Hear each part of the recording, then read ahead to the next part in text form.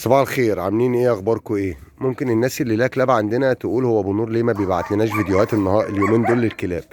طبعا يا جماعه، عدم ان احنا نبعت فيديوهات لحد او عدم نبعت فيديوهات متابعه لاصحابها بسبب اللي احنا شايفينه في الفيديو. طبعا واضح الارض هنا عامله ازاي.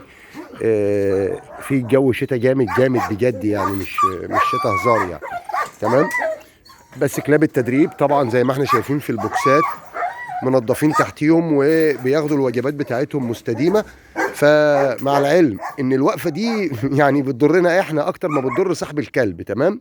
الوقفه دي بتضرنا في ايام بتعدي الكلب ممكن ينسى امر هو واخده او حاجه زي كده. بس هنعمل ايه؟ ما باليد حيله، ودي حاجه بتاعت ربنا ملناش يد فيها كلنا، لا احنا ولا صاحب الكلب.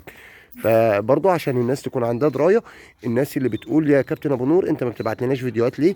لان مش واحد بس اللي بيقول، لا، في كذا واحد ممكن يقول فين فيديو الكلبي، بس طبعا ده اللي قدامنا.